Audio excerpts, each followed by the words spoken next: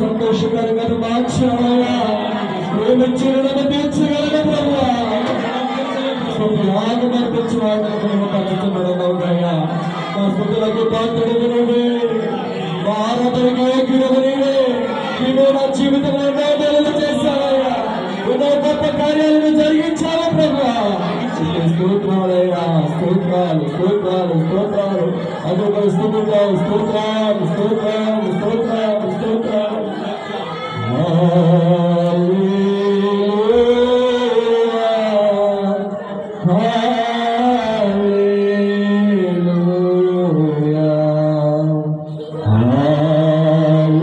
రెండు చేతులు కలిగెత్తి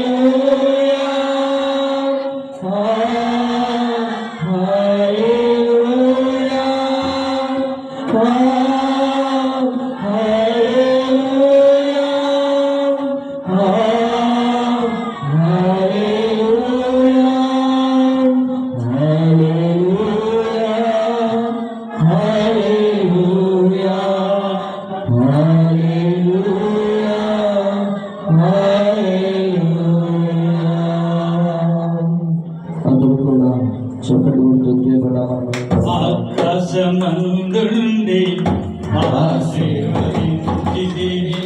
అభాగ్యుడనైన నేను కనికరింపబడి ఆకాశమందుండి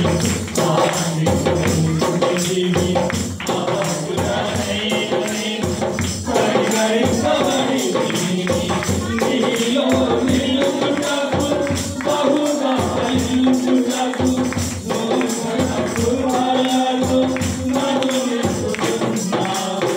నీలో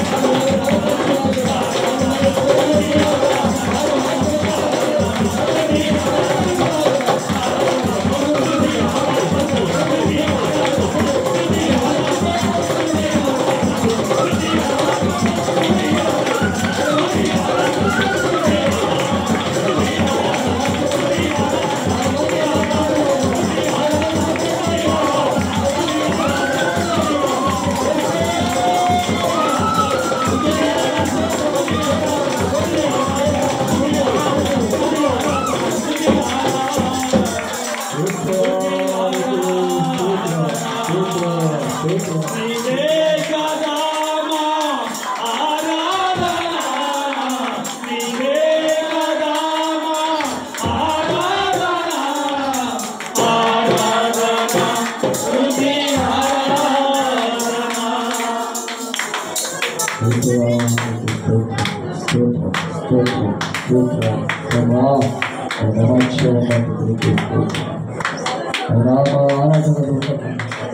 నేను గణపరిచే భాగ్యమును ప్రభుని సరిధావులు నిర్వహించి నేను మహిమపరిచే భాగ్యమును అందించాను. నేను మహిమపరుస్తూ ఉండగా మరి మహిమ పొందనందుకు నీకేస్తున్నాను. మెరుగైనా గణపరచబడినందుకు నీకేస్తున్నాను.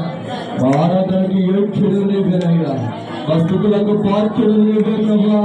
కరుణానికే స్తోత్రాలయ్యా, ఆయన ఆశ్చర్యకరుణానికే స్తోత్రాలయ్యా, నిలబడి ఏకరీతిగా ఉన్నవాడానికే స్తోత్రాలు ప్రభువా. రామపితలను తోడైండి నడిపించిన రీతిగా, ప్రభాశ్రేయులు సైనికులకు ముందు నడిపించిన రీతిగా, మాకు సంఘానికి తోడైండి నడిపించి బలపరుస్తూ ఉన్నందుకై నీకే స్తోత్రాలు చేస్తున్నామయ్యా. ఎస్ఐఆరికి స్తోత్రాలు, గొప్ప దేవుడానికి స్తోత్రాలు, మహోన్నతుడానికి స్తోత్రాలు ప్రభువా. అది నీకే స్తోత్రాలు ప్రభువా. మా మధ్య ఉన్నందుకు నీకే స్తోత్రాలు. పాటల్లో మహిమ పొందారయ్యా, ఆరాధనలో మహిమ పొందారయ్యా, నీకే స్తోత్రాలు. వాక్య పరిచయలకు వెళ్ళబోతుండగా ఈ దాసులు కూడా మా మధ్యకి నడిపించారు ప్రభా. మా మధ్యకి నడిపించినందుకు నీకే స్తోత్రాలు. ఈ దాసుడు ముఖాంతరంలో మాతో మాట్లాడండి ప్రభా. ఈ మాతో మాట్లాడితే మాకు మేలయ్యా, అలాంటి మాటలు మేలు బంగారం కన్నా మెల్లని అయ్యా, రక్త రాష్ట్రుల కన్నా కోరదగినవి ప్రభా. ఈ మాతో మాట్లాడాలని అడుగుతున్నా ప్రభా. మాతో మాట్లాడదు ప్రభా. పాల వంటిది చుంటిది వంటిది నా జీవపు మహా, పాల వంటిది చుంటిది వంటిది నా జీవపు మహా మధురమైనది. మేలిమి బంగారు కన్నా ఎన్నైనది, మేలిమి బంగారు కన్నా ఎన్నైనది. రక్తరాశుల కన్నా చూడదగినది, రక్తరాశుల కన్నా చూడదగినది. నీ వాక్యమే నన్ను నడిపించెను, బాధలలోనే కదిలించెను. నీ వాక్యమే నన్ను కదిలించెను, బాధలలోనే కదిలించెను. శుభమేసి హయమేసి హల్లోరా, వాక్యమే ఉన్నయేసు వందనమయ్యా.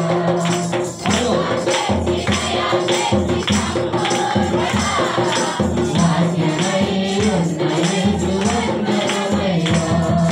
నీ వాక్యమే నన్ను కదిలించెను, ఆదరలోనే కదిలించెను. నీ వాక్యమే నన్ను కదిలించెను, ఆదరలోనే కదిలించెను. ఈ వాక్యమే మమ్మల్ని బ్రతికించేదయ్యా. మా భాగంలో నమ్మదించేది నీ వాక్యమే ప్రభా. అలాంటి వాక్యము మేలిన బంగారం కన్నా మెల్లైనదయ్యా, రక్త రాశుల కన్నా కోరదగినది ప్రభా. నువ్వు మాతో మాట్లాడమని అడుగుతున్నావు ప్రభా. దాసులు ముఖాంతరంలో మాతో మాట్లాడండి. నువ్వే మాట్లాడి మహిమ మాట్లాడతా ప్రభా. నువ్వు మాత్రం పొందుకోమని యేసయ్య శ్రేష్టమైన నామములో అడుగుతున్నాము తండ్రి, ఆమేన్. అందరూ కూర్చుందాం. ஒரு வாரம் నిలబెట్టాడు అయ్యారు, వారం నిలబెట్టేదాకా మాకు దైవజనులు మీరందరూ రాబెట్టు. వేరే దైవజనులు మధ్య అవమానపరచడం నాకు ఇష్టం లేక నిలబెట్టాలి. వచ్చే వారం కంపల్సరీ వచ్చే వారం సాకులు చెబితే వంకలు చెబితే నిలబడాల్సిందే 10 నిమిషాల సమయాన్ని కేటాయించుకొని శనివారం రాని ప్రతి ఒక్కరూ అసలు క్రమాలకే రాకుండా ఒక వారం వచ్చి రండి అందరిని రండి అన్న అందరినీ కూడా నిలబెట్టి ఖచ్చితంగా రేపు వారం 10 నిమిషాలు నిలబెడతాం. గుర్తొచ్చుకోండి, రేపు వారం ఏంటి పల్లరాదన అయినా సరే మిమ్మల్ని నిలబెట్టి తర్వాతే వాక్యాన్ని చెప్తాను. కనుక మీ అందరిని అవమానపరచడం ఇష్టం లేక దైవజనుల ముందు మరి సమయాన్ని దైవజనులకు అప్పగిస్తూ ఉన్నా. మన సహోదరి సాక్ష్యాలు అడిగింది కానీ ఇవ్వడానికి కూడా సమయం అయిపోయింది. సాక్ష్యాలు అయిపోయినాయి కానీ నేను ముందే చెప్పాను 10 పవన్లలో అందరూ వచ్చేయమన్నాను. మన సన్నిధిలో క్రమం అన్న తర్వాత క్రమంగానే నడుస్తుంది. పాటలు ఒక పాట అంటే అందరూ ఒక పాటే పాడుతున్నారు. అవసరమైతే అమ్మగారు కూడా సింగరే పాడతారు, కానీ అమ్మగారికి కూడా పాట ఇవ్వట్లేదు. గమనిస్తున్నారు మీరు? అమ్మగారికి నేను ఏమన్నా పాటతో చూసారా? లేట్గా వస్తే అమ్మగారికి కూడా పాట ఇవ్వట్లేదు. ఎవరికైనా సరే ప్రక్కన పెట్టేయడం మన సంఘం. ఎందుకని మేము ఉన్న తర్వాత మేము, క్రమం అన్న తర్వాత క్రమం కదా. కనుక మనం సమయాన్ని వ్యర్థంగా పోలేక దైవజనులకి సమయాన్ని అప్పగిద్దాం. అందరూ చప్పట్లు కొడుతూ దైవజనులను ప్రేమపూర్వకంగా ఆహ్వానిద్దాం.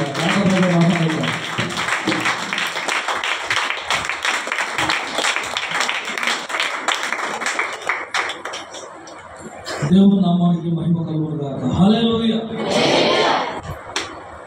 అనుకోకుండా విధంగా ఈ వారం మీతో గడపడం దేవుడు పంపించారు. సరే మంచిది. మీరు బయట కూర్చున్నాను, అద్భుతంగా పాటలు పాడుతూ ఉన్నారు. ఈ స్వరాలు మంచిగా కనపడుతున్నాయి బయటకు. దేవుని స్తోత్రం. ఆరాధన చాలా అద్భుతం జరిగింది. సో దేవుడు మరి తన దాసులకి జానియల్ గారికి వారి పరిచర్యలో మరి ఇలాంటి గొప్ప మరి యవనస్తులను, అలాగనే దేవుని ఆరాధించగలిగిన వారిని, సంఘాన్ని దేవుడు వారికి ఇచ్చినందుకు మనందరం ఏం చేయాలి? దేవునికి కృతజ్ఞతాస్తుతులు చెల్లించాలి. దేవుని సేవకుని మాటకు ఖచ్చితంగా మనం కట్టుబడి ఉండాలి. తల్లి తండ్రిని సన్మానించువాడు ఏమవుతాడంట? తల్లిని తండ్రిని దూషించువాడు. బాగా అర్థం చేసుకోండి. ఇదే చేతనైతే దీన్ని మీరు ఏం చేయాలి? లామినేషన్ చేయించుకొని ఇంట్లో పెట్టుకోవాలి ఈ వాక్యాన్ని. తల్లి తండ్రిని దూషించువాడు హఠాత్తుగా మరణించున్నాడు బైబిల్లో ఉంది. తల్లిని తండ్రిని ఒక పిల్లవాడు కానీ, కుమార్తె కానీ, కుమారుడు కానీ ఏం చేయాలంట? గౌరవించాలంట. తల్లి మీద కానీ తండ్రి మీద కానీ చెయ్యి ఎత్తకూడదు, కాలు ఎత్తకూడదు, నోరు జారి ఏ మాట కూడా అనకూడదు. దేవుడు నమ్మినా నమ్మకపోయినా, మీకన్నా జ్ఞానం ఉన్నా లేకపోయినా, మీకు మీలాగా చదివినా చదవకపోయినా. చాలా మంది ఏమనుకుంటారంటే మా అమ్మ చదువులేదు, మా నాన్నకి చదువు లేదు, మా టెక్నాలజీ వాళ్ళకి అర్థం కాదు, సెల్ ఫోన్ చేతి పెట్టుకున్నారు, వాళ్ళు ఏదో తిడతారు మమ్మల్ని అని చెప్పి మనం ఏం చేస్తాం? వాళ్ళ మీద ఇసుక్కుంటాం మనం కదా, కోపంతో వాళ్ళని పట్టానికి పోతాం. కానీ బైబిల్ అంటది నీ తల్లిని నీ తండ్రిని సన్మానించాలి. నువ్వు బతకాలంటే, నువ్వు హ్యాపీగా ఈ భూమి మీద కొంచెం సంపాదించుకోవాలంటే తల్లిని తండ్రిని ఏం చేయాలి? నువ్వు మరి శారీరకమైన తల్లిని తండ్రిని సన్మానించాలని చెప్పిన బైబిల్ ఆత్మీయ తండ్రిని తల్లి ఏం చేయాలి? మరి సన్మానించాలి వద్దా? గౌరవించాలా వద్దా? పరలోక రాజ్యంలో నీ ధనమును సమకూర్చుకోవాలి, ఘనతను పొందుకోవాలంటే నీకు నాయకులుగా దేవుడు అభిషేకించుకొని వాడుకొని నిలబెట్టుకున్న నీ యొక్క ఆత్మీయ తల్లిని తండ్రిని ఖచ్చితంగా సన్మానించాలి. వాళ్ళ మాటను ఖచ్చితంగా నువ్వు వినాలి. సరే మంచిది, మీరు వింటున్నారని నాకు తెలుసు. సో కాబట్టి ఏ వారం కూడా నిలబడకుండా చూసుకోండి. దేవుని స్తోత్రం. ఎందుకంటే సేవకుడు ఈరోజు రేపు పోతాడు. అవునా? ఇప్పుడు నా ముందు వెళ్ళినంత మాత్రం మీకేమో నా పొరుగు పోదు, మీ ఇల్లు ఏమన్నా పోవు, మీ ఆస్తులు తరిగిపోవు. కానీ మీరు ఎవరి ముందు నిలబడుతున్నారు? దేవుని ముందు. అది మీరు జాగ్రత్త భయపడాలి. ఎవరు భయపడాలంట? కొత్త పెళ్ళైందంట రానికి వాక్యంలోకి వెళ్దాం. టైం ఉంది, 2 నిమిషాలు వెళ్దాం టైం. అలాగే తిట్టడు అయితే 2 నిమిషాలు కొనడానికి మీరు వెళ్ళిపోతాం అనుకుంటున్నారు. దేవుని స్తోత్రం. కంగా పడకండి, దించేస్తారు. కొత్త పెళ్ళైంది ఒక అమ్మాయి, అత్తగారింటికి వెళ్ళింది. సో ఇప్పుడు అత్తగారును భర్త మామ ఊరు వెళ్ళిపోయారు. అమ్మాయి ఒకటే ఇంట్లో ఉంది. ఇంట్లో అన్ని వస్తువులు ఉన్నాయి వండుకోవడానికి. కానీ ఇప్పుడు ఈ అమ్మాయికి చికెన్ వండుకోవాలనిపించిందంట. ఈ చికెన్ వండుకోవాలనిపించి ఏం చేద్దాం? ఇప్పుడు బయటికి వెళ్ళి చికెన్ తీసుకొచ్చి వండుకున్నాం అనుకో, తిట్టడం బాగానే ఉంది. కానీ ఇంక భయం వేసిపోతుంది. మా అత్త ఏమంటుందో, మా ఆయన ఏమంటాడు, మా మామ ఏమంటాడు. సరే వాళ్ళు లేరు కదా, ఎటువంటి మా ఏదో మనం మెయింటైన్ చేయొచ్చు వచ్చే లోపల అనుకుంటుంది. కానీ ఈమె ధైర్యం చేయలేకపోతుంది తినడానికి. కారణం తెలుసా? ఈమె ఎవరికి భయపడుతుందంట? ఇరుగు పొరుగు కూడా భయపడుతుందంట. ఎందుకంటే సీక్రెట్కి తెచ్చుకున్నా కానీ పక్కింటికి చెప్తారు కదా, మీ కోడలు చికెన్ షాప్కి వెళ్ళింది, చికెన్ తెచ్చుకుంది, మీ ఇంట్లో గుమ్మగుమ్మల వాసన వస్తున్నాయి, మీకు ఏమైనా కూర మిగిలిందా? ఇప్పుడు ఏమో వాళ్ళ అత్త మామ కన్నా భర్త కన్నా ఎవరికి ఎక్కువ భయపడుతుంది? పక్కన భయపడుతుంది. అందుకనే ధనవంతుడితో దేవుడు అంటాడు, ఒరే వెర్రివాడా, ఈ రాత్రి నీ ప్రాణమును వారు అడుగుచున్నారు అన్నాడు ఆయన. సో కాబట్టి మన మీద నిందలేయటానికి, మన మీద దోషాలు మోపడానికి సాతానుడు ఇరుగు పొరుగు వాళ్ళగా ఎప్పుడు మన పక్కనే ఉంటాడంట. అందుకని ఒకరేమో దేవుడు భయపడకపోయినా సాతాను భయపడు. ఎందుకంటే దేవుడు ప్రేమామయుడు, ఆయన కరుణామయుడు. ఆయన ఏదో నా కుమార్తె పాపం గబగబా తప్పు చేసిందిలే అని క్షమించేద్దాం అనుకుంటాడు, కానీ సాతాను ఒప్పుకోడు. ఏంటి క్షమించేద్దామంటున్నా అంటే మీ వాడు ఒక లెక్క, మా ఒక లెక్క. సరే, ఖచ్చితంగా నువ్వు ఏం చేయాలని? శిక్షించాల్సిందే. ఉందా ఈ మాట బైబిల్ ఆడున్నా? ఉందా? యోబు గ్రంథంలో 1వ అధ్యాయంలో ఉంటుంది ఈ మాట. అక్కడ పెద్ద సమూహం, ఒక సభ జరుగుతుందంట పరలోక రాజ్యంలో. ఒక దూతుల సమాజపు ఆ సహవాసముకి ఈ సాతాను కూడా పోయాడు అక్కడికి. దేవుడు అడుగుతున్నాడు సాతాను, బాబు ఎక్కడి నుంచి వచ్చావురా? అది మీకు తెలుసు కదండి, నా డ్యూటీ ఏంటి? భూమి మీద అటు ఇటు తిరుగుతూ వాళ్ళని ఏమని చూసి వాళ్ళ సాక్ష్యాలు ఈ సాక్ష్యాలన్నీ దగ్గర పెట్టుకొని ఎవరి మీద సాడీలు చెప్పాలా, ఎవరింటి మీద సాడీలు చెప్పాలని చెప్పి మొత్తం తీసుకుని వచ్చిన దగ్గరికి అన్నాడు. అప్పుడు దేవుడు అన్నాడు తెలుసా, మరి నా భక్తుడైన యోబు ఉన్నాడే చూసావా అన్నాడంట. అప్పుడు సాతానుడు ఆయన ఎందుకు చూడలేదు? చాలా హ్యాపీగా ఉన్నాడు, సంతోషంగా ఉన్నాడు, ఆనందంతో వెదజల్లుతూ ఉన్నాడు, ఆస్తి పాస్తులతో నిండిపోయాడు. కారణం ఏమిటి? యోబు చుట్టూ నీ కంచి వేసితివి కదా అన్నాడంట. అంటే ఇప్పుడు నీ రిపోర్ట్ మొత్తం ఎవడు పట్టుకెళ్తున్నాడు? అందుకే ఇప్పుడు నువ్వేం చేయాలా? భయపడాలి, సాతాను కన్నా భయపడాలి. అర్థమవుతుందా? సరే, మంచిది. ఇది మన వాక్యం కాదు. ఇప్పుడు మన వాక్యంలోకి వెళ్తాం. చాలా షార్ట్ టైం ఉంది మనకు, చాలా తక్కువ సమయం. ఈ తక్కువ సమయంలో నేను మిమ్మల్ని అడుగుతున్న ఒక మాట, ఎంతమంది పరలోకం వెళ్తాము అని అనుకుంటున్నారు మీరు? నేను పరలోకం వెళ్తాను ధైర్యంగా చేయొచ్చు, నాతో కలిసి నేనైతే చేయొస్తున్నా. నేనైతే పరలోకం పోతాను అని మీకు తెలుసొకేసానని కాదు, లేదా మీకు వాక్యం చెప్తానని కాదు. అర్థమైందా? నేను పరలోకం పోతాను, నేను చేయొద్దానంటే మీలో ఎవరైనా పరలోకం పోతాను అన్న వాళ్ళు చేసేయచ్చు. ఏంది ఎవరు లేరా? పరలోకం పోయేవాడు ఎవరొస్తారు వెళ్తున్నారండి, అన్నింటిలో ముందున్నారు. పరలోకం ఏదో చేతులు ఏంటి సిగ్గుపడుతున్నారేంటి? మీరు ఎత్తే చేతులు దేవుడు చూస్తున్నాడు, దేవుడు ఆమేన్ అంటాడు, వాళ్ళ వరకే పరలోకం పోతారు. కాబట్టి మీరు చేతులు ఎత్తమని అంతే కూర్చున్నారు, కానీ ఆమేన్ అంటే ఎత్తడం అంతే ఉంటుంది. ఇక్కడ పరలోకం పోయేవాడు అంతమంది. నేను పరలోకం పోవాలని నమ్మకం ఉందా? మీకు విశ్వాసం ఉందా? యేసుప్రభువు చర్చికి పోకంటే మీరు అనుకోవచ్చు మీ మనసులో, మీరు మహాముద్రులు నాకు తెలుసు. వాక్యం చెప్పేవాడు అనుకుంటారంట, నేనే గొప్పవాడు అనుకుంటానంట వాక్యం చెప్పేవాడు. కానీ కూర్చున్నాడు అనుకుంటారే మా తెలిసిన వాళ్ళు మొత్తం చెప్పావు. కానీ ఇప్పుడు మీరు ఏమనుకుంటారంటే పరలోకము పోకుండానే, అంటే పరలోకం అనే ఆశ లేకుండానే మేము యేసుప్రభువు నమ్ముకున్నామా? అసలు యేసుప్రభువు నమ్ముకున్నదే పరలోకం పోవడానికి. యేసుప్రభువు నమ్ముకున్నదే యాడిపోవడానికి, పరలోకానికి పోవడానికి. ఇప్పుడు చేతులు పరలోకం పోతాం అన్నారు అందరూ అంటారు కదా. ఒకసారి ఫోటో చేసుకోండి, పరలోకం వెళ్తారు. వెరీ గుడ్, అందరూ చేసి చెప్తారు, మీరే సాక్షులు. ఓకే, ఇప్పుడు మంచిది. పరలోకం పోవాలంటే మనం ఏం చేయాలి? ఇది నా క్వశ్చన్. పరలోకం పోవాలంటే మనం ఏం చేయాలి? పరలోకం పోవడానికి చేతులు వాళ్ళకి, పరలోకం పోవడానికి మీరు ఏం చేస్తున్నారు?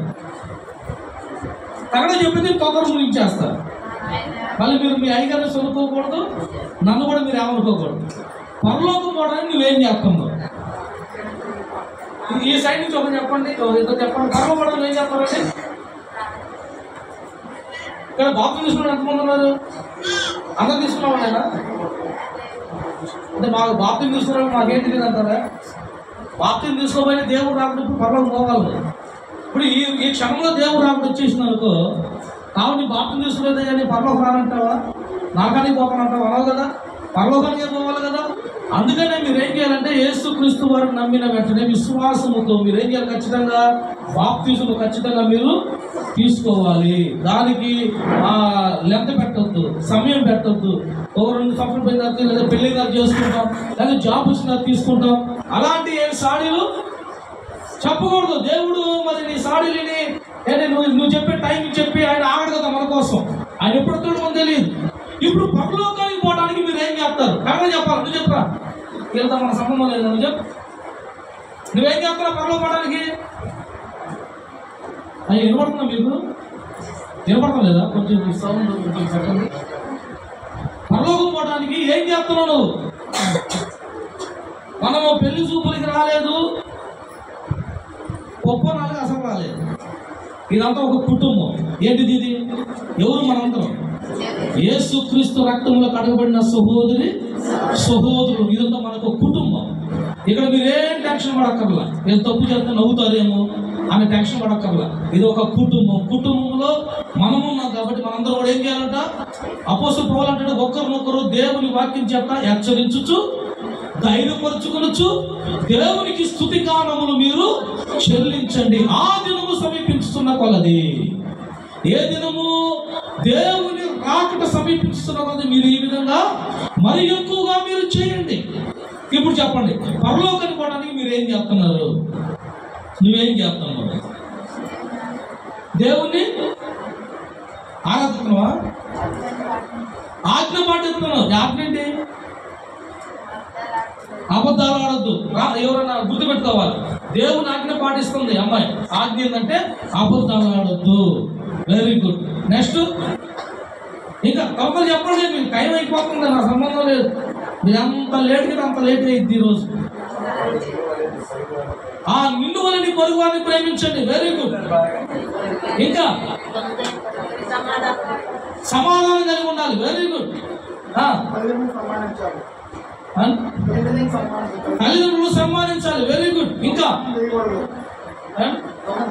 దొంగతనం చేయకూడదు, వ్యభిచరించకూడదు, పొరుగు అని సొమ్ము ఆశించదు. మీరు అన్ని ఏది పదార్థాలు చెప్తున్నట్టున్నారుగా. వెరీ గుడ్, వెరీ గుడ్, బాగా చెప్తున్నారు మీరు. ఇంకా సేవకునికి లోపడాలి. వెరీ గుడ్ అమ్మా. ఇంకా ఇప్పుడు పరలోకానికి పోవడానికి ఈ జాత్మ ఉంది కదా. పరలో అంటే వ్యభిచరించకూడదు, దొంగతనం చేయకూడదు, తాగకూడదు, అవునా, అబద్ధాలు ఆడకూడదు, తల్లిదండ్రులు దూషించకూడదు. ఇంకా ఇవన్నీ కూడా పరలోక పోవడానికి మనము చేస్తున్న పనులు. ఇది చేస్తే ఖచ్చితంగా పరలోక పోతామని నమ్మకం మనకి. అవునా? అవునా? Very good. ఇప్పుడు నేను చెప్తాను, తాగితే వచ్చే నష్టం ఏంటి? తాగితే వచ్చే నష్టం ఏంటి? ఇప్పుడు యేసుక్రీస్తును పరలోక పోవడానికి తాగటంలా, మరి యేసుక్రీస్తు వారు నమ్మకుండా లోకంలో ఉండి ఏంది వాళ్ళు ఆరాధిస్తున్న దేవుడు కానీ దేవతలను ఆరాధిస్తూ తాగు వాళ్ళు 2 మంది ఉన్నారు. పరలోకి వెళ్ళిపోతారా? నీలాగా చర్చికి రాకుండా, అబద్ధాలు ఆడకుండా నిజాయితీగా బతికే వాళ్ళు 2 మంది ఉన్నారు. నీలాగా చర్చికి రాకుండా, వ్యభిచరించకుండా నిజాయితీగా బతికే వాళ్ళు చాలా మంది ఉన్నారు. వాళ్ళందరూ పరలోకి వెళ్ళిపోతారా? ఇప్పుడు నువ్వు తాగితే వచ్చే నష్టం అమ్మాయి చూడాలా? చెల్లె కాస్త ఫేస్ పైకి ఎత్తి నా ఇంటి చూడు. తాగకపోతే వచ్చే నష్టము ఏమైనా ఉందా? ఉందా? తాగితే వచ్చే నష్టం. ఇప్పుడు ఎందుకు మనోళ్ళు తాగుతుంటారు? భార్య పక్కన ఎందుకు తాగుతుంటది? తాగితే డబ్బులన్నీ అయిపోతాయి, తాగితే గొడవలు వస్తాయి, తాగితే వాడు ఏం మాట్లాడతాడు వాడికి అర్థము కాదు, తాగితే వాడుకున్న విలువ ఇప్పుడు ఎందుకు తాగొద్దు అంటున్నారు? పరలోకం పోవటానికి తాగొద్దు అంటున్నారా? డబ్బులు మిగలటానికి తాగొద్దు అంటున్నారా? గౌరవం పోకపోవడానికి తాగొద్దు అంటున్నారా? విలువ తగ్గకపోవడానికి తాగొద్దు అంటున్నారా? ఎందుకు తాగొద్దు అంటున్నారు? విలువ కాపాడుకోవడానికి, డబ్బు మిగిల్చుకోవడానికి, ఆరోగ్యాన్ని కాపాడుకోవడానికి. అంటే ఇది నీ కోసం చేస్తున్నావా, దేవుని కోసం చేస్తున్నావా? నీ కోసమే కదా, నీ కుటుంబం కోసం చేస్తున్నావు. అంటే ఇది పరలోకానికి సంబంధం లేదు. తీసే పక్కన పెట్టేసి. అబద్ధాలు ఆడొద్దు, దొంగతనం చేయొద్దు. ఇప్పుడు దొంగతనం చేయడం వచ్చే నష్టం ఏంటి? నష్టం ఏంటి? ఊర్లో పరువు పోతుంది, పెద్దల దగ్గర నిలబడి తీర్పు ఉంటుంది. వాళ్ళు చెడ్డోడ్రా అంటారు. అప్పుడు తల్లిదండ్రులకు ఏమైపోద్ది? గౌరవం, అవమానం వస్తుంది. ఇప్పుడు అందుకని పిల్లలు ఏం చేస్తారు? వీళ్ళు నువ్వు అబద్ధాలు ఆడద్దు, దొంగతనం చేద్దాన్ని కర్ర చేసుకొని కొడతారు. ఇప్పుడు ఎందుకు పిల్లల్ని దొంగతనం చేయొద్దు అంటున్నారు వీళ్ళు? వాడు పొరుగు పోకుండా ఉండటానికి, విలువ కాపాడుకోవడానికి. ఇది కూడా పరలోకానికి సంబంధము లేదు, తీసేసాడు. మరి ఇప్పుడు మీరు చెప్పిన ఎన్ని లెక్కేస్తే అసలు మీరు చెప్పిన వాటికి పరలోకానికి సంబంధమే లేదు. అర్థమవుతుందా? ఒక అమ్మాయి మంచిగా బతకాలనుకుంటుంది. ఎందుకు తెలుసా? ఆ ఊర్లో మంచి పేరు సంపాదించుకోవడానికి, భర్త దగ్గర మంచి విలువను. ఒక భర్త మంచిగా బతకాలనుకుంటాడు. ఎందుకు తెలుసా? భార్య దగ్గర తన విలువను కాపాడుకోవటానికి, ఊరి దగ్గర ఊరి పెద్దల మంచి గౌరవాన్ని కాపాడుకోవటానికి. నేను అడుగుతున్న ప్రశ్న ఏంటంటే, పరలోకానికి పోవటానికి నువ్వేం చేస్తున్నావు? చర్చికి వస్తున్నానయ్యా, ప్రార్థన చేస్తున్నానయ్యా, ఉపవాసాలు ఉంటున్నానయ్యా, కానుకలు వేస్తున్నానయ్యా, అవునా? ఇవి కూడా చేస్తున్నారమ్మా. ఇప్పుడు అయ్యగారు చెప్పారు, మీరు శనివారం రాకపోతే ఆదివారం నుంచే పెడతాను. ఇప్పుడు మీరు ఖచ్చితంగా ఏం చేస్తారు? శనివారం ఖచ్చితంగా వస్తారు. ఎందుకు? పరలోకం పోవడానికి వస్తున్నావా, లేదా అయ్యగారు ఆదివారం నుంచో పెడతానికి వస్తున్నావా? మరి ఇది కూడా పరలోకానికి సంబంధం లేదు, తీసేది. అంటే ఇప్పుడు నువ్వు చేసేదంతా నీ స్వార్థం కోసమే నువ్వు చేస్తున్నావు, కానీ పరలోకానికి ఏది కూడా నువ్వు చేసేది ఉపయోగం లేనిది అనేది ఇప్పుడు అర్థమైందా? అంటే ఇప్పుడు ప్రార్థన చేయట్లేదయ్యా, మేము ప్రార్థన చేస్తున్నాం అంటే ప్రార్థన ఎవరి కోసం చేస్తున్నావు? నువ్వు ఉపవాసం ఉంటే నువ్వు ఎవరి కోసం ప్రార్థన చేస్తావు చెప్పు ఒకసారి. నీ కోసం చేస్తావు, నీ కుటుంబం కోసం చేస్తావు, నీ పిల్లల కోసం చేసుకుంటావు, నీ అప్పుల కోసం చేసుకుంటావు, నీ ఆరోగ్యం కోసం చేసుకుంటావు, అవునా? అంటే ఇప్పుడు ఎవరి కోసం ఉపవాసం ఉన్నావు? నీ కోసమే. నేను పరలోకానికి పోవాలయ్యా, పరలోకం చూడాలి, పరలోకంలో నా స్థానం ఏంటో చెప్పు. నేను పరలోకము కోసమే 3 రోజులు ఉపవాసం ఉండి ప్రార్థన చేశా. ఆ పరలోక రాజ్యం అనే మాట తప్ప నేను ఇంకో మాట నా ప్రార్థనలో పెట్టలేదు అన్న వాళ్ళు ఎవరైనా ఉన్నారు ఇక్కడ? మనం ప్రార్థన చేసి ఉంటే ఖచ్చితంగా ముందు మన అవసరాలన్నీ దేవుని దగ్గర తీసుకొచ్చేస్తాం. ఇక ఆయన మన అవసరాలు ఇని ఆయనకి బోరు కొట్టి ఏంది తర్వాత మనం ఏం చేస్తాం? కానుకలు వేస్తున్నాం. కానుకలు దేనికోసం వేస్తున్నాం మనము? ఎందుకు కానుకలు వేయాలి మనము? అంటే నువ్వు ఒక 10 రూపాయలు వేస్తే దేవుడు నీకు 100 రూపాయలు ఇస్తాడని విశ్వాసం, అవునా కదా? మన రాబడిని దేవుడు జీవిస్తాడు నమ్మకం మనకు ఉంది. అంటే ఇప్పుడు నువ్వు వేసే ప్రతి కానుక, నువ్వు ఇచ్చే ప్రతి ఒక్క కృతజ్ఞత అర్పణలు నీకు ఆశీర్వదకరంగా మారాలని మనం ఏం చేస్తున్నాం? నేను మాట చెప్పనా, జాగ్రత్తగా నాలు. మీరు జాగ్రత్తగా నాలు. పిల్లలు ఎవరిని ఆడుకుంటే వాళ్ళు వదిలేసి అవి పట్టించుకోమా. లేకపోతే ఎవరైనా ఒక గైడ్ని బయట కూర్చోబెట్టండి, వాళ్ళు చూస్తూ ఉంటారు పిల్లలు ఎత్తుకుపోతున్నారా అని. మనం చేసే భక్తి, మనం చేస్తున్న ప్రార్థన, మనం ఆచరిస్తున్న ఆచారాలు, మన మందిరానికి వస్తున్న విధానాలు ఈ భూలోక సంబంధమైన ఆశీర్వాదాల కొరకు మాత్రమే. అర్థమవుతుందా?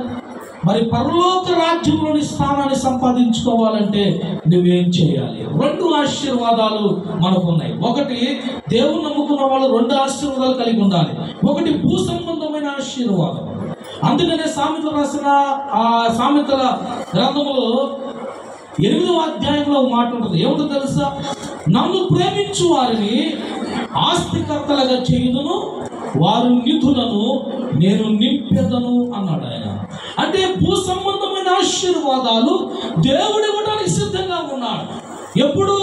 నువ్వు దేవుని సన్నిధికి క్రమముగా వచ్చినప్పుడు, నువ్వు దేవుని వాక్యమును ధ్యానిస్తూ ఉన్నప్పుడు, దేవుని యొక్క మాటను చెవిని బట్టి ఆ మాటను నడుస్తూ ఉన్నప్పుడు, ఆ మార్గంలో ప్రయాణిస్తున్నప్పుడు దేవుడు ఈ భూమి మీద నిన్ను నీ కుటుంబాన్ని దీవిస్తాడంట. కీర్తనకారుడు అంటాడు, నేను పిల్లవాడైనది మొదలుకొని ఇప్పుడు నేను వృద్ధాప్యముగా ఉన్నాను, అంటే ముసలివాడిగా ఉన్నాను, ఈ సమయం వరకు కూడా నీతిమంతుల సంతానము భిక్షమెత్తుట గాని విడవబడుట గాని నేను చూడలేదు. దేవునికి స్తోత్రం. నీతిమంతులు అనగా దేవుని మాటకు లోబడేవారు. నోహవు నీతిమంతుడిగా మార్చబడ్డాడు. ఎక్కడ? ఆదికాండము 6వ అధ్యాయంలో దేవుడు అంటాడు, ఈ తరములలో నేను చూడగా ఈ తరములలో ఇక్కడ ఉన్న వారందరిలో నోహవు నీతిమంతుడుగా నాకు కనిపించాడు.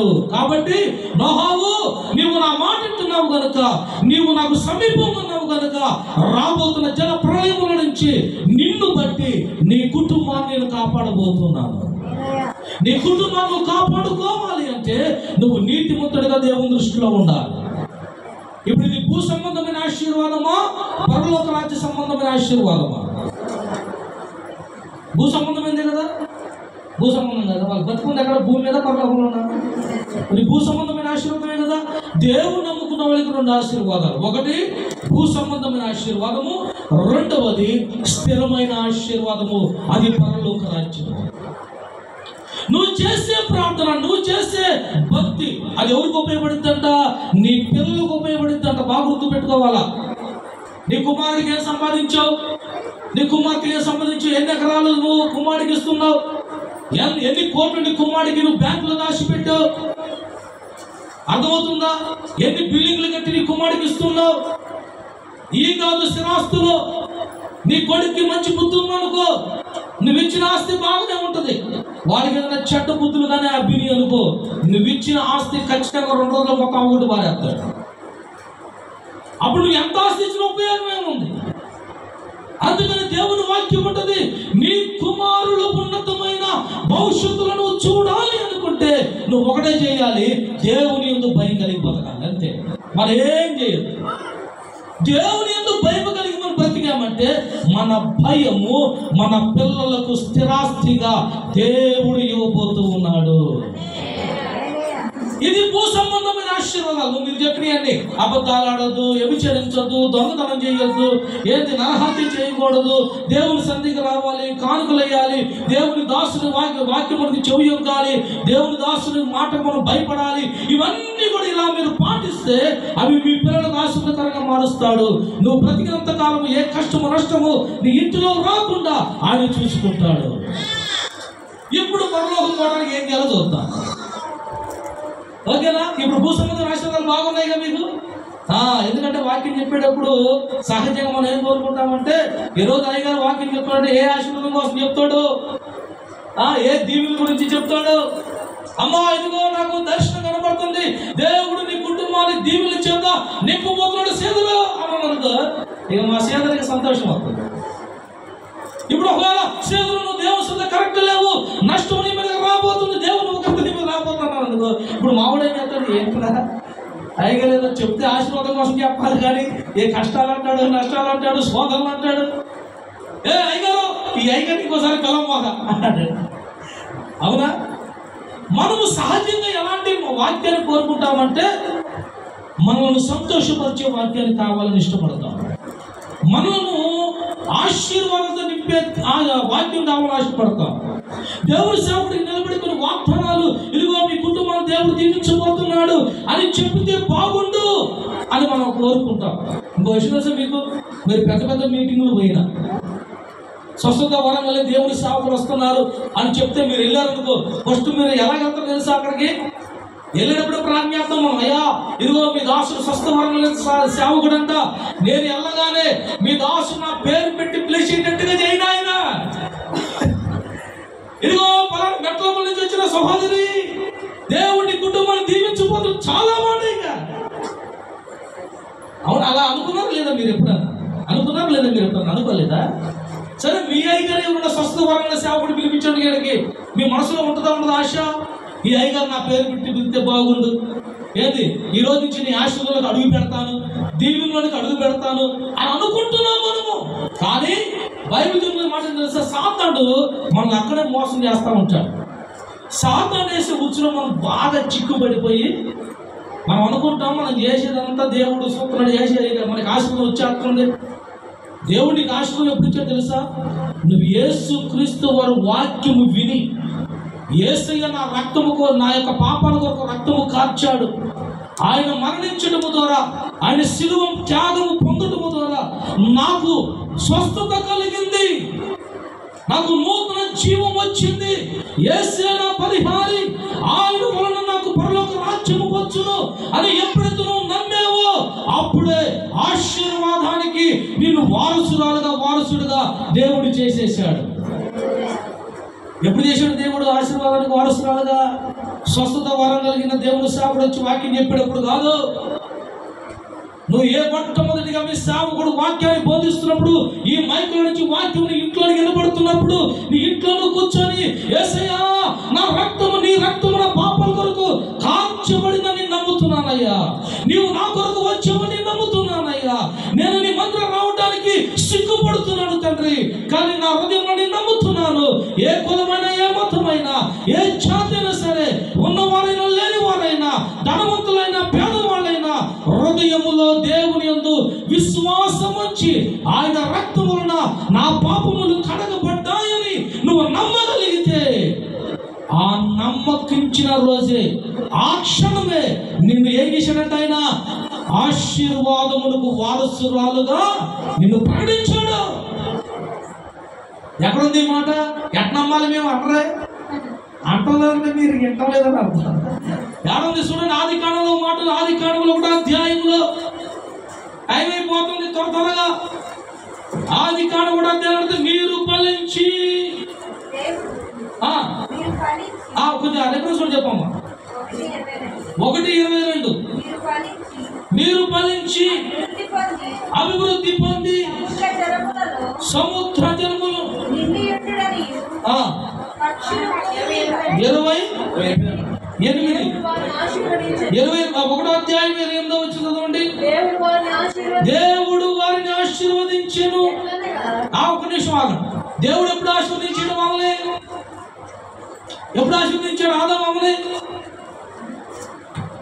ఎప్పుడు ఆశీర్వదించాడంటే, యేసు ప్రభువు వారు ఈ దేవాదేవుడు ఆదాము ఎప్పుడు ఆశీర్వదించాడంటే, ఆదాము మమ్మల్ని చేసిన తర్వాత, ఏదైనా తోటలో ఉంచిన తర్వాత వారిని ఆశీర్వదిస్తా ఉన్నాడు. ఎలా ఆశీర్వదిస్తున్నాడు? వాళ్ళు ఇంకా బయటికి వెళ్ళిపోలేదు.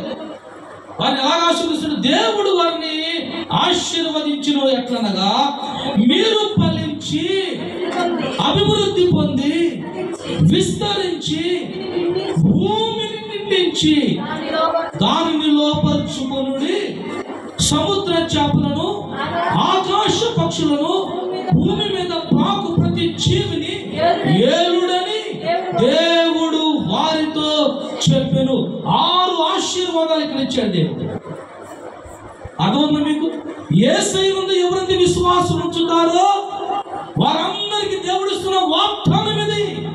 మీరు ఫలించండి, అభివృద్ధి పొందండి, విస్తరించండి, భూమిని లోపరుచుకోండి, భూమి మీద సమస్త ఆశీర్వాదాలకు మిమ్మల్ని వారసులుగా చేస్తున్నాము అని. ఇప్పుడు భూమిని ఏలే అధికారం కూడా దేవుడు మనకి. ఏలటం అంటే ఏంటి? ఏలటం, ఏలుడి అన్నాడు. ఏలుడి అంటే అర్థం ఏంటి? ఏలుడి అంటే అర్థం ఏంటి? ఏలుడి అంటే అర్థం ఏంటమ్మా? బాగానే ఉంది కదా, పాలించు, ద రూల్ ద వరల్డ్ అంటారు కదా, రూలింగ్. ఏలుడు అంటే పరిపాలించడం, అధికారం. అంటే దేవుడు ఇప్పుడు నీకేమిచ్చాడు? ఫలించడమే కాదు, అభివృద్ధి చెందడమే కాదు, ఏలే అధికారం కూడా చెడే అధికారము కలిగిన వ్యక్తిగా నిన్ను చేసేసాడు దేవుడు. ఈ ఆశీర్వాదాలన్నీ మనకి ఇచ్చేశాడు. అయితే ఇప్పుడు నేను చెప్తున్నాను, భూ సంబంధమైన ఆశీర్వాదాలన్నీ కూడా దేవుడు ముందుగానే నీకు ఇచ్చేసాడు. ఇప్పుడు ఆశీర్వాదాల కోసం పరిగెత్తాల్సిన అవకాశం నీకు లేదు. ఇప్పుడు స్వస్థత కోసం నువ్వు పరిగెత్తడం నాకు అర్థం కాదు. స్వస్థత కోసం నువ్వు పరిగెత్తున్నావు అంటే నువ్వు చేతకనడం అని అర్థం దానికి. అవునా? మీకు కోపం మాట. ఒక స్వస్థత కోసం ఒక మీటింగ్ పరిగెత్తావంటే నీకన్నా చేతకాని వాళ్ళు ఇంకొకరు లేరని యేసు ప్రభు లిస్టులో పేరు రాసుకుంటాడు. ఈమె చేతకాని ఆమె. ఏం రాస్తాడు అక్కడ? యాకోబులు ఎవరు లేరు, నేనే యాకోబుని. ఇప్పుడు స్వస్థత కోసం నేను పరిగెత్తున్నాను అనుకో, దేవుడు లిస్టులో రాసుకుంటాడు ఈ యాకోబు పనికి మాట్లాడు, వీడికి భక్తి లేదు, వీడికి ఎన్నిసార్లు చెప్పినా పొరకెక్కదు, ఇలాంటి వాడికి పరలోకం ఇవ్వద్దు, అవుట్ అంటాడా? మీరు స్వస్థతల కోసం పరిగెత్తే టైం కాదు ఇది. అద్భుతాలు వాక్యాలు వినే టైం కాదు ఇది. బలపరిచే వాక్యాలు వినే టైం కాదు ఇది. ఇంకెంతకాలం బలపడుతావు నువ్వు? ఎంతకాలం స్వస్థపరచాలి నేను? నీ శరీరం ఉన్నంత కాలం ఏదో ఒక రోగం వస్తూనే ఉంటుంది. మన శరీరం ఉన్నంత కాలం ఏదో ఒక అనారోగ్యం వస్తూనే ఉంటుంది. భార్య భర్త పిల్లలు ఉన్నంత కాలం ఏదో ఒక కుటుంబంలో సమస్యలు వస్తూనే ఉంటుంది. అప్పులు ఉంటానే ఉంటాయి, గొడవలు ఉంటానే ఉంటాయి, సమస్యలు ఉంటానే ఉంటాయి, తగాదాలు ఉంటానే ఉంటాయి. అయ్యండి మనం మంచుకున్న పక్కన మంచుకున్నాడు, ఏదో ఒక సమస్య కలుగుతూనే ఉంటుంది. వీటి కోసం ప్రత్యేక ఉపవాసం ప్రార్థన చేస్తున్నావు అంటే నీకు అసలు నీలో వాక్యం లేదనే అర్థం. అయ్యో ఇదిగో నాయన నాకు కష్టం వచ్చింది, కష్టం తీసే. దేవుడు అంటాడు కష్టం ఏముందిరా బాబు, కష్టం కొంతకాలం పోద్ది. అసలు ముందు నువ్వు పరలోకం ఉందో లేదో నువ్వు తెలుసుకో, దానికోసం ప్రార్థన చేయి. అసలు నువ్వు దేనికోసం ప్రార్థన చేయాలి? అసలు నువ్వు ఎందుకు ఉపవాసం ఉండాలి? అసలు నువ్వు ఎందుకు చర్చకు రావాలి? చర్చకు వచ్చి కూర్చున్నప్పుడు ఏం తెలుసా? అయ్యా మీ దాసుని నిల్చోబెట్టి మీ దాసుడి చేత ఈ రోజు నన్ను సరిచేయి నాయన. మీ దాసుడు నోట నుండి నన్ను కొలిమిలో పెట్టి కాల్చే కత్తిలాగా నన్ను కాల్చు తండ్రి. ఈరోజు మీ దాసుడు ఏదో ఉపమానాలు చెప్పి మీకు స్వస్థత కోసం చెప్తుంటే మీరు అనాలి, అయ్యా స్వస్థతలు సాగు మాకిగా మమ్మల్ని ఇప్పుడు ఏం చేయాలి? నువ్వు చేప పండగేసి రుద్దేట్టు రుద్దే కార్యక్రమం పెట్టినాయినా అంటాం మనం. అయ్యగారు గట్టిగా ఒక వాకింగ్ చెప్పాడంటే రెండో వారం కనబడం మనం. ఇక పక్కన ఏ చర్చి ఉందానా ఎత్తుకుంటాం మనం. మీ ఊర్లో చర్చిలు ఎక్కువ లేవు అనుకుంటాం, మీరు అదృష్టం అవుతుంది. ఉన్నాయండి, ఎన్ని ఉన్నాయి? మంచివాళ్ళండి మీరు. మా దగ్గర ఇంటి పక్కనే ఇల్లు, ఇంటి పక్కనే చర్చి మాకు. అర్థమైందా? ఒకసారి ఇట్లాగే వాక్యం చెప్తే ఒక కొత్తగా వచ్చింది. అసలు మా చర్చిలో ఎవరు ఉండరు, ఒక కొత్తగా వచ్చింది పాపం. ఆ వాసు చర్చికి పోయామంట, నాకు తెలియదు. ఆ ఊరు పెళ్లి చేసుకొని మా ఇంటి పక్కన వచ్చింది. నేను వాక్యం చెప్తుంటే ఈ వాక్యం మీద రెండో వారు రాలేదు.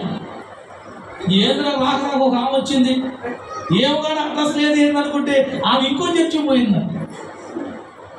సరే చూసినాక ఎలా ఏంటి చర్చికి రాలేదు? ఏం లేదన్నయ్యా, మా బంధువులుంటే ఆ చర్చికి పోయినా వేరే వెళ్ళు. 3 వారాల క్రితం 4వ వారం కల్లా మన దగ్గరికి వచ్చింది.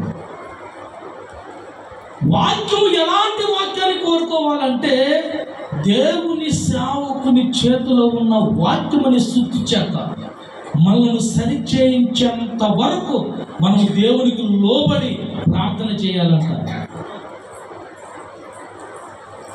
ఇప్పుడు వాక్యం ఎవరి కోసం చెప్పబడుతుంది? ఎవరి కోసం? మీకోసమే కదా వాక్యం. ఇప్పుడు నిలబడి దేవుని సేవకుడు ఎవరి కోసం చెప్పాలి వాక్యం?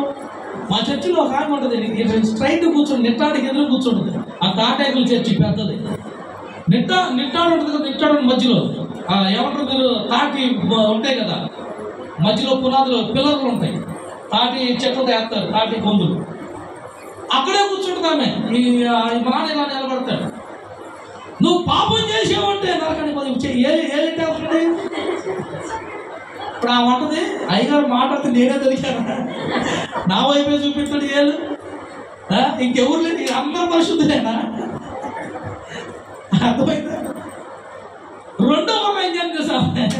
ఇప్పుడు పెద్దోళ్ళకి అలవాటు, కొంతమందికి ఇటు ఏళ్ళు చూపిస్తారు అలవాటు వాళ్ళకి, పెద్దోళ్ళకి. వాళ్ళు చెప్తారు ఇదిగో నరకం మనకి వెళ్తామని. ఆ వంటది పక్కన సువార్తమ్మ నీకోసమే చెప్పేది అయ్యగారు. ఇప్పుడు ఏమనుకుంటుంది, మా నాన్న ఏం కోసం చెప్తున్నాడు అనుకుంటుంది ఆమె. నాకు మా నాన్న కీర్తన ఇప్పుడు నేను లేచి నిలబడి చెప్పే కీర్తనలో దేవుడు వాక్యం సాగుడు ఎవరు చెప్పాలా? మీకోసమే కదా చెప్పేది. మరి మీకోసం కాకపోతే ఈ స్లాపులకి నెట్టాళ్ళకి తాటేగులు చెప్పుకుంటాడు దేవుడు వాక్యం. ఆశీర్వాదము, సమాధానము, శాంతి ఆల్రెడీ మీకు ఇయ్యబడింది. వాటి కోసం మీరు ప్రత్యేకంగా పరిగెత్తాల్సిన అవసరము లేదు. ఒకవేళ అలాగా పరిగెత్తే వాళ్ళు ఉంటే సైలెంట్గా ఏడకొచ్చి మోకాళ్ళు వేసి ప్రార్థించండి. దేవుడు నీ ప్రార్థన ఆమేననే లోపులోనే దేవుడు సమస్తము నీ ఇంటికి క్షమాబుద్ధి కలిగిస్తాడు. ఆయన అధికారం నీకు ఉందా లేదా? ఉందా లేదా?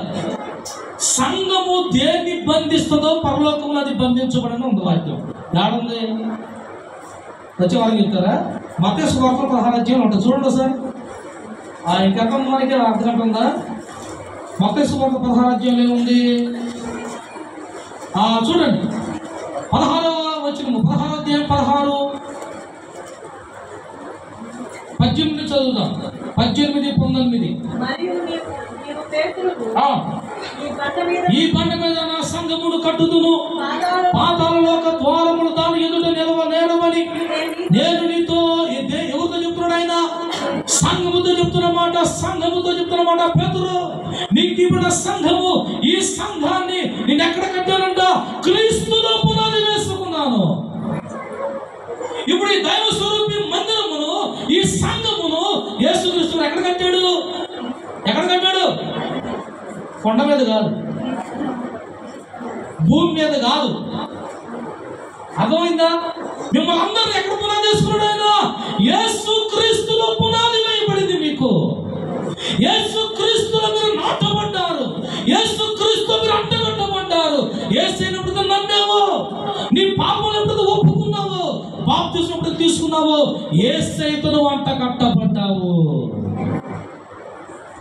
ఇప్పుడు నువ్వు ఎవరితో అంట కట్టబడ్డావు? ఇప్పుడు నువ్వు ఎక్కడికి వెళ్ళినప్పుడు ఒకదాని బోటలు. ఇప్పుడు అవునా? నువ్వు ఒక్కదానివే. నువ్వు ఎక్కడికి వెళ్ళినప్పుడు ఒకదాని వెళ్తున్నా వెళ్ళటం వల్ల నీతో పాటు ఎవరు వస్తున్నారంట? దేవుని సన్నిధి కూడా నీతో వస్తుందని అర్థం చేసుకోవాలి. దేవుని ప్రసన్నత నీతో నడుస్తుందని అర్థం చేసుకోవాలి. ఇప్పుడు ఆ సంఘముతో అన్నమాట, యేసు క్రీస్తులో పునాది వేయబడిన సంఘముతో యేసుక్రీస్తు చెప్తున్న మాట చదవండి. ఇప్పుడు పరలోక రాజ్యం యొక్క తాళపు చెవులు నీకు ఇచ్చేదను.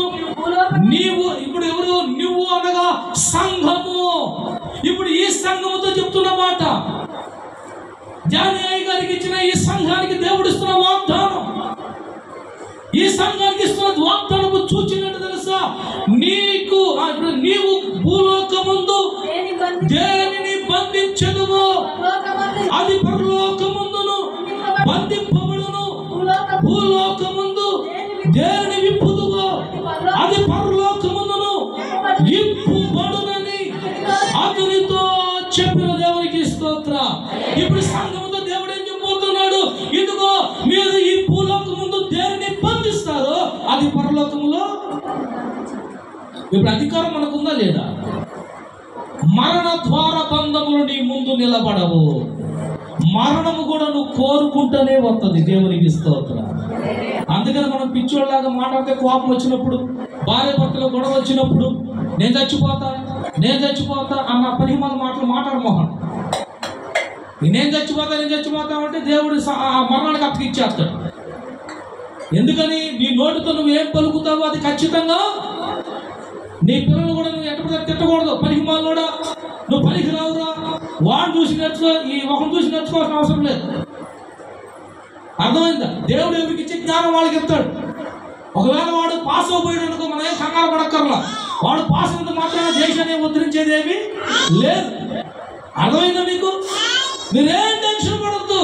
నోటితో మనం ఏం పలకాలంట? ఆశీర్వాదకరమైన వచనములు మనం పలకాలి తప్ప మనము శాపములు కోరుకోవద్దు. ఏమంటాడు ఇక్కడ? సంఘముతో అధికారం నీకు దేశీయ రక్తములో కడగబడిన ప్రతి వ్యక్తికి అధికారం దేవుడు ముందే ఇచ్చేశాడు. అది తెలియదులా మనకి. స్వస్థత వరాలు ఎక్కడెక్కడికో పరిగెత్తున్నాం. ఆవిడ దేవుడు వరం నీకు ఇచ్చేసాడు ఆయన అంటే అవి పక్కన పెట్టేసి నాకు వరం లేదు, నాకు పరిశుద్ధత లేదు, నాకు పరలోకం లేదు, వెళ్ళిపోతా ఇది ఆడిపోతా. ఆడిపోయినది ఏం జరగదు. ఎందుకు తెలుసా? నీలో ఉన్న అభిషేకాన్ని వాడుకోవడానికి నువ్వు ప్రయత్నం చేయాలి. మనం మాట్లాడేటప్పుడు జాగ్రత్తగా మాట్లాడాలి, పిల్లలు తిట్టేటప్పుడు జాగ్రత్తగా తిట్టాలి, ఆలోచించి తిట్టాలి. అర్థమవుతుందా? భర్త భార్యలు గొడవ వచ్చినప్పుడు నేను చచ్చిపోతా, నేను వెళ్ళిపోతా, నేను పారిపోతా, నేను గోడ దూకుతా, ఏది ఇలాంటి మాటలు మానే. ఎందుకు తెలుసా? సాతాను గర్జించు సింహం వలె ఎవరు మృంగుతున్నా అని వడింగడంట, నీ ఇంటి చుట్టే తిరుగుతున్నాడంట. ఎక్కడుంది మాట? ఏడ చోట ఉంది కదా, బైబిల్లో ఉందంటారు మీరు. Very good. పేతురు రాసిన మొదటి పత్రికలో ఉంటుంది అన్నమాట. ఏముంటుంది? సాతాను ఎవరు మృంగుతున్నా అని వాడు నీ చుట్టే తిరుగుతున్నాడు. నువ్వు ఏదైనా శాపాన్ని కోరుకుంటే దాన్ని పట్టుకుంటాడు. ఆ శాపం నీ ఇంట్లోకి వచ్చేదాకా వాడు వదిలిపెట్టడే. ఆ మరణం నీ ఇంట్లోకి వచ్చేదాకా వాడు వదిలిపెట్టడు. దేవుని సంఘానికి ఏముండాలంటే ఇప్పుడు మెలకువ ఉండాలి, నిద్రమత్తుల నుంచి బయటికి రావాలి, సోమరపోతుల నుంచి బయటికి రావాలి. అవునా కదా? బిర్యానీ తింటాం మానేయాల, అప్పుడు హుషారుగా ఉంటాం మనం. దేవుని స్తోత్రం. ఏం చేయాలి మనము? అందుకే అంటాడు మెలకువగా ఉండి ప్రార్థన చేయుడి. సంగమా, నువ్వు మెలకువగా ఉండి ప్రార్థన చేయి. ఇవన్నీ కూడా భూ సంబంధమైన ఆశీర్వాదాలు. సమయం అయిపోతుంది. ఖచ్చితంగా 10 నిమిషాల్లో అసలు సబ్జెక్ట్ కూర్చొని ముగించేస్తాను. ఇవన్నీ కూడా భూ సంబంధమైన ఆశీర్వాదాలు మనం మాట్లాడుకున్నాయి. మరి పరలోకానికి పోవాలంటే నువ్వేం చేయాలి? ఏం చేయాలి పరలోకానికి పోవాలంటే? ఇప్పుడు చూద్దాం. చూడండి, మత్తయి సువార్త 6వ అధ్యాయం. టగటగ స్పీడ్గా మీరంతా స్పీడ్. 7వ అధ్యాయం చేయండి. 7వ అధ్యాయము 21వ వచనం. ప్రభువా ప్రభువా అని నన్ను పిలుచు ప్రతి వాడును పరలోక రాజ్యములో ప్రవేశింపడు గాని పరలోకమున నా తండ్రి చిత్త ప్రకారము చేయవాడే ప్రవేశించును. Underline the God's will. One who is the fulfilled with the God's will. ఇక్కడ ఏముంది? దేవుని చిత్త ప్రకారము జరిగించువాడు మాత్రమే పరలోకములోనికి ప్రవేశించును. అర్థమవుతుందా మీకు? మీ దగ్గర బైబిల్ ఉంటే, పెన్ను ఉంటే, ఆ పెన్నుని దేవుని చిత్త ప్రకారం అక్కడ అండర్లైన్ చేసుకోండి. పరలోక రాజ్యము ఎవరు వెళ్తారు? Who will go to the heaven? పరలోకానికి ఎవరు వెళ్తారు? ఎవరు వెళ్తారు పరలోకానికి? అబద్ధాలుడా, మోసం చేయనుడా, వ్యభిచారం చేయనుడా? ఎవరు వెళ్తారు పరలోకానికి? తండ్రి చిత్త ప్రకారము జరిగించువాడే పరలోకానికి. ఇప్పుడు మీరు 2 విషయాలు బాగా గుర్తు పెట్టుకోవాలి. ఫస్ట్ చెప్పినంత ఏంటి?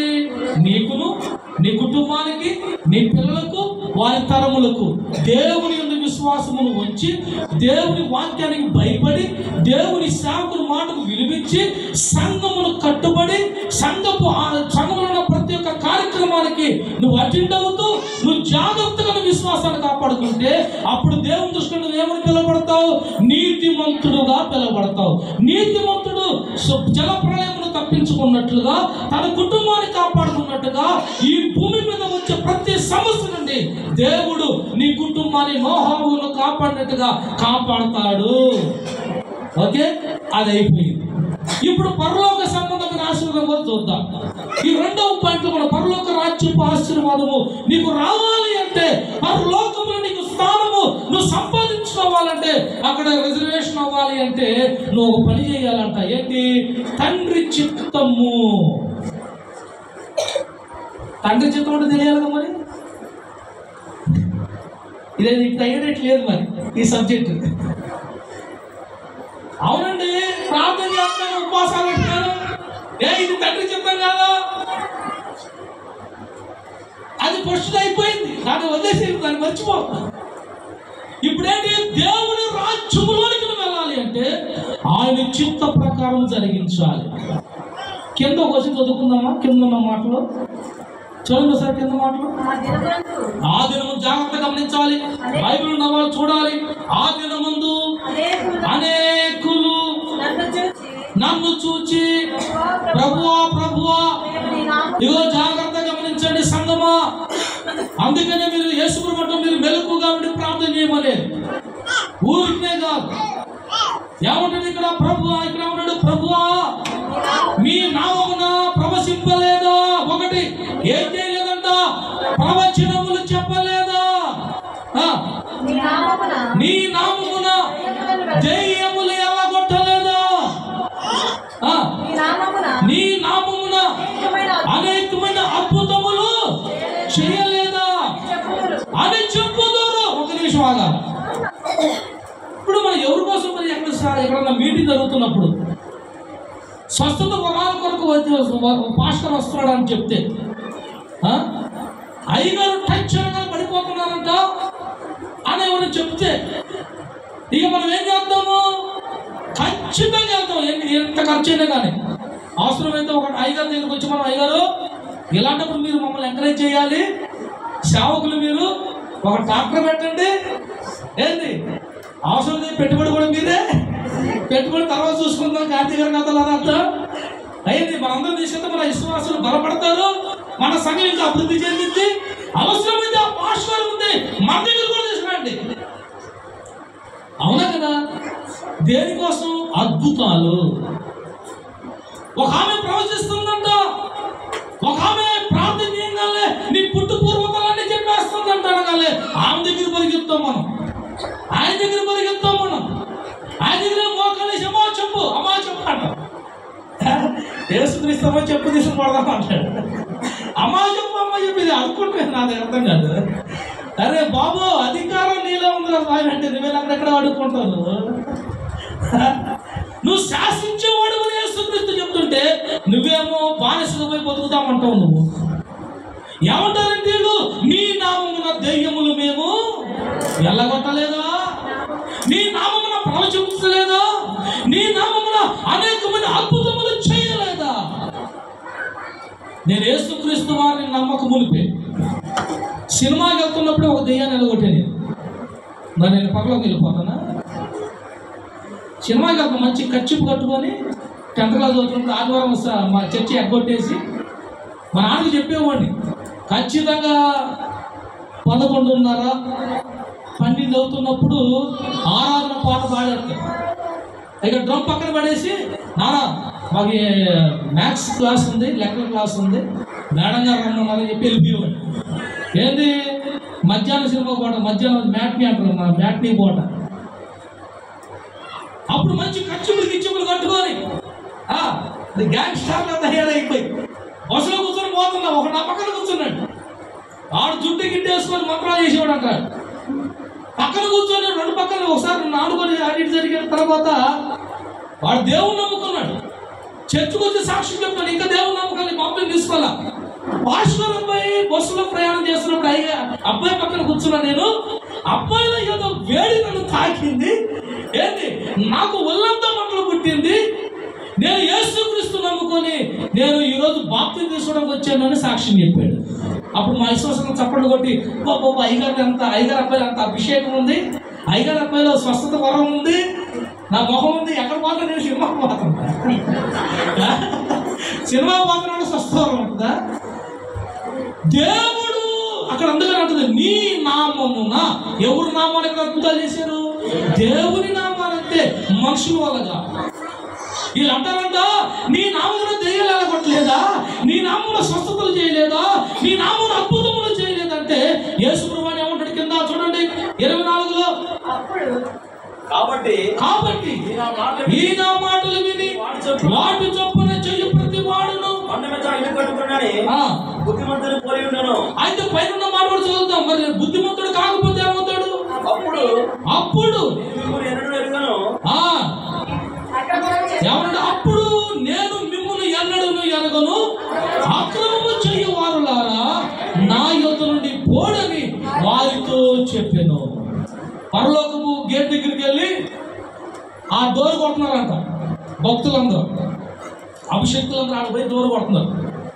ఏమంటే మేము వచ్చేసాం, తెల్ల సొక్కాలు ప్యాంట్లు, ఆ షూట్లు, ఏంది కార్లు, ఇంత గొప్పగా ఏమంటో మోసేస్తున్నా. మా శిష్యుడు నవ్వుతున్నాడు, నేను ఎప్పుడు తెలబట్టలేదు కదా. Very good. ఏంటి మేము వచ్చాం, ఇంత అద్భుతం, మా పేరు చెప్తే భూలోకం అంతా గడగడలాడిపోతుంది.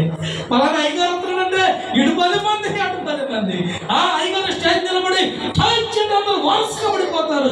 ఇంత గొప్ప పేరున్న మేము, ఇంత పేరు ప్రఖ్యాతులు పొందిన మేము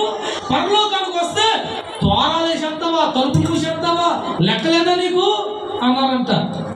యేసుప్రభు అన్నాడంట దగ్గర వచ్చి, ఎవడురా మీరు, ఎవడురా మిమ్మల్ని పిలిచింది ఇక్కడికి, అవుట్, గెట్ అవుట్ అన్నాడంట. అక్రమము చేయు వారులారా నా యొద్ద నుండి పోడే. మరి ఎవరికి పరలోకం? ఎవరికి పరలోకం? టైం అయిపోతుంది. ఎవరికి పరలోకం అంటే దేవుని చిత్తమును చొప్పున జరిగించు వాడికే పరలోక రాజ్యం. ఏంటి ఆయన చిత్తము? ఓ మాట చదువుకుందామా? అయిపోతుంది, టైం 11 అయ్యిందంటుంది. ఆ వాచ్ స్పీడ్ తిరుగుతుంది. టైం ఇక్కడ 11 అయితే 12 అవుతుంది. మా ఇప్పుడు చదువు, ఆ వాక్యం చదువుతాం. ఏంటి దేవుని చిత్తం? హబక్కూకు 2:14 చదవయ్యా మోయేశారు. దేవుని చిత్తం ఏంటో చూద్దాం. దేవుని యొక్క చిత్తం ఏంటో మనం చూద్దాం. హబక్కూకు 2:14. ఏలయనగా సముద్రము జలములతో నిండినట్లు భూమి అంతటా కూడా యెహోవాను గురించిన మహాత్మ జ్ఞానముతో నిండి ఉండటమే దేవుని చిత్తము. దేవునికి స్తోత్రం. దేవుని చిత్తం ఏంటో తెలుసా? దేవుని దర్శనం ఏంటో తెలుసా?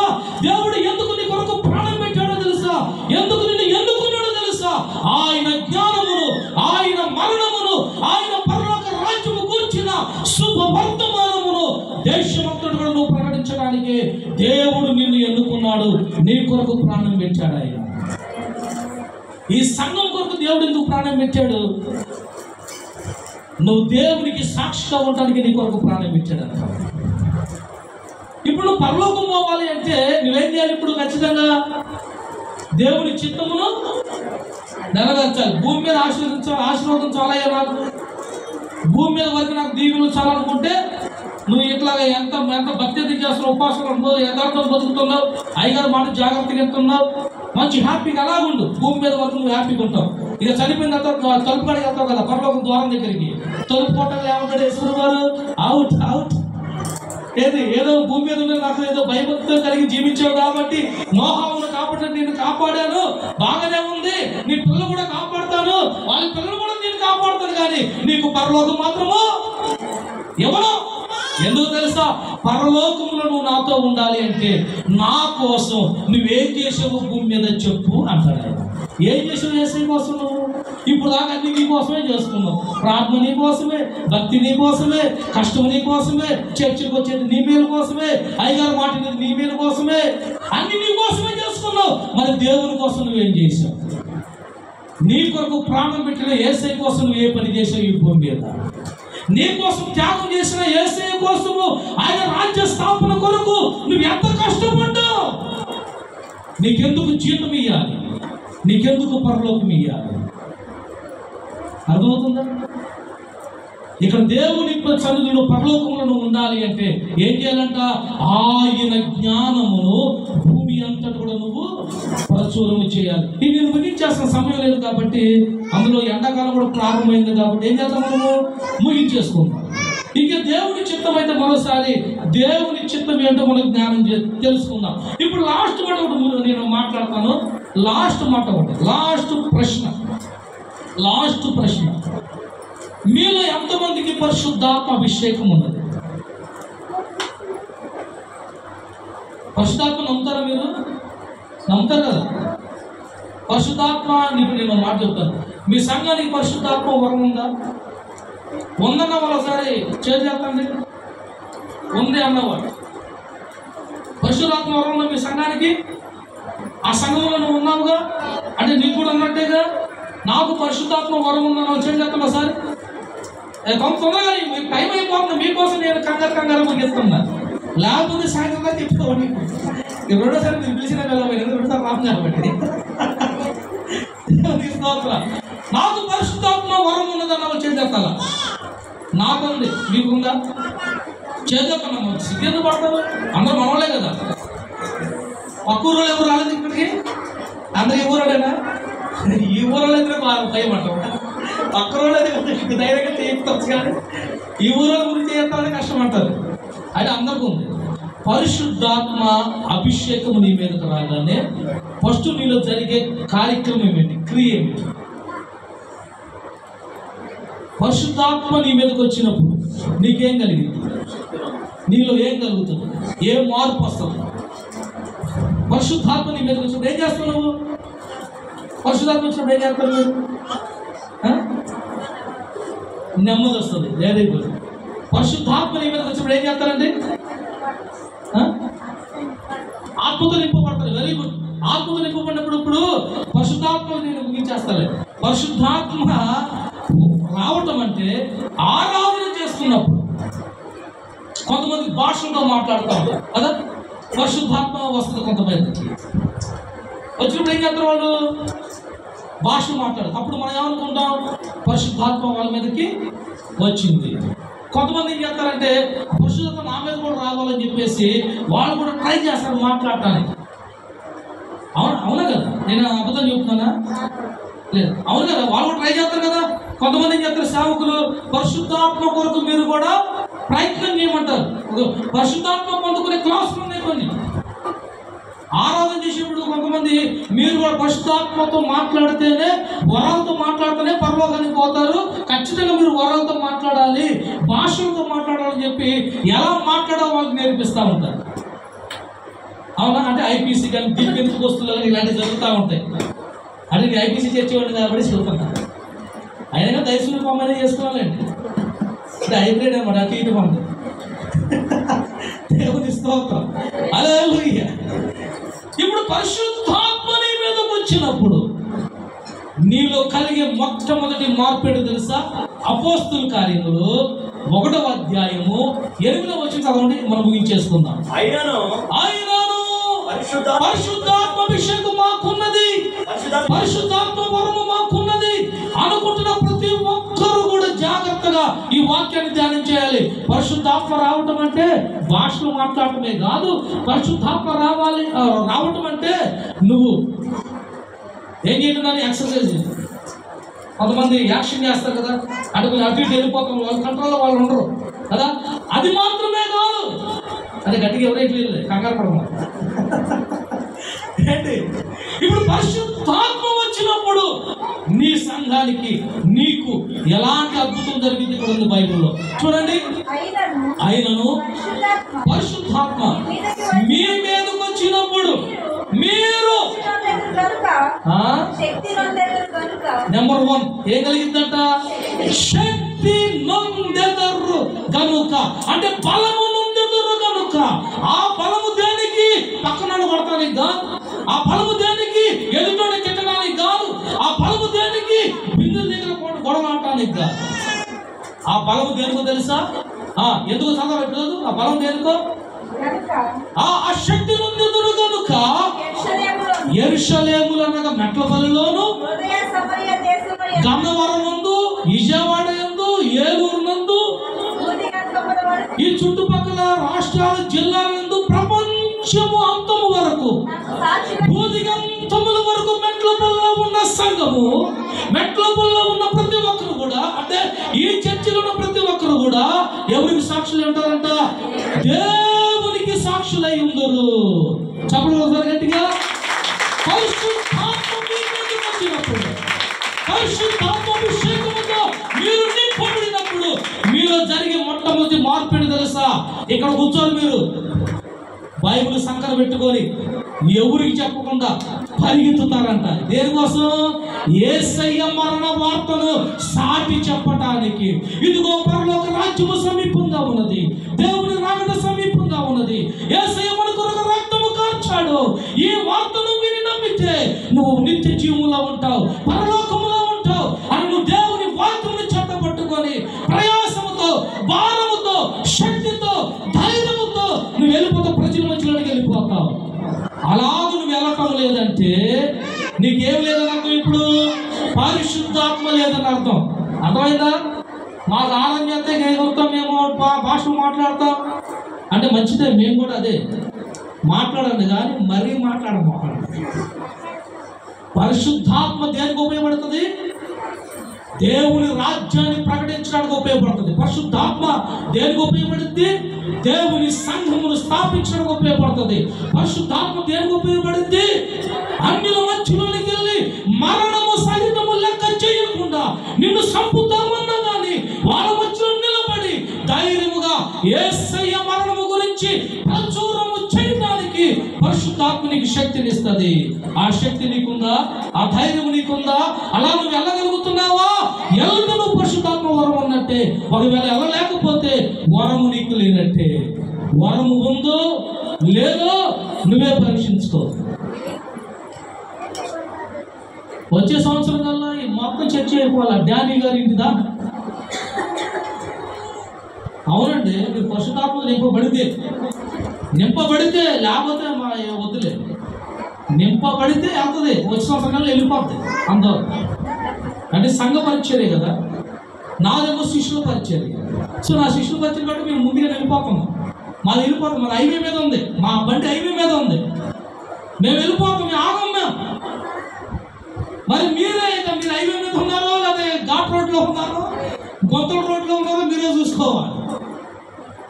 అనుకుంటారు మీరు మా అయ్యగారు ఒక్కడే కష్టపడాలి, మా పెద్దమ్మ గారు కష్టపడుతుంది, మా చిన్నమ్మ గారు కష్టపడుతుంది, మా అయ్యగారు కష్టపడతాడు, నాకేం ఉందలే. ఆదివారం వచ్చామా, తిన్నామా, ఇంటికి వెళ్ళామా, బైబుల్ పక్కన పడేసామా, టీవీ ఆన్ చేసి సీరియల్ చూసామా,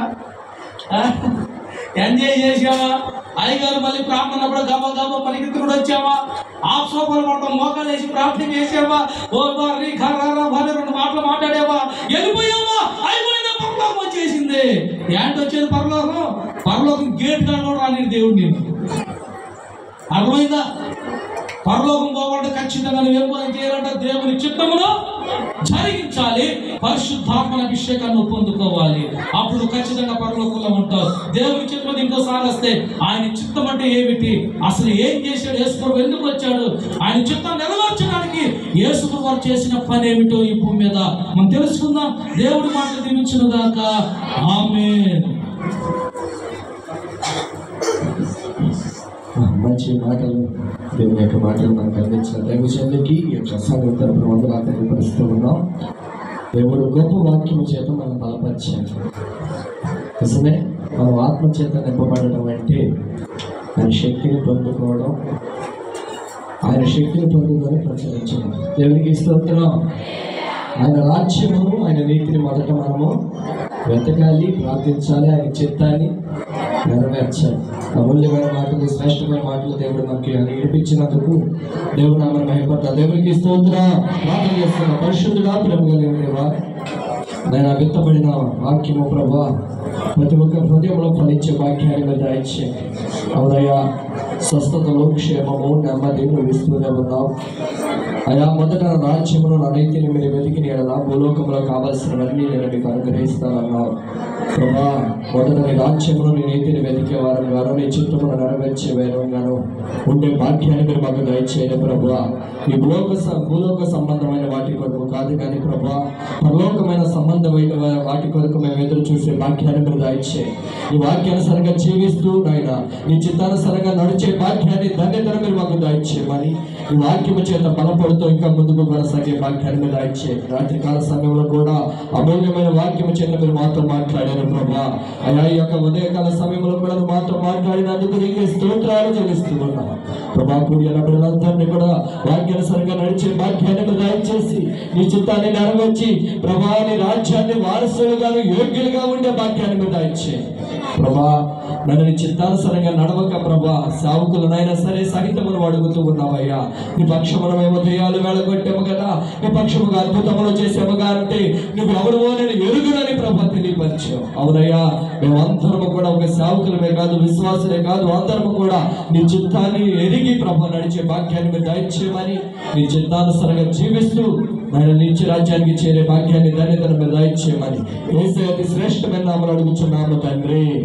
ఆమేన్. అందరం లేచి నిలబడి కృతజ్ఞతలు అర్పిస్తూ పాట పాడుతూ కృతజ్ఞతలు అర్పిద్దాం. పాట పాడని వారు త్వరగా మైక్ తీసుకోవాలి.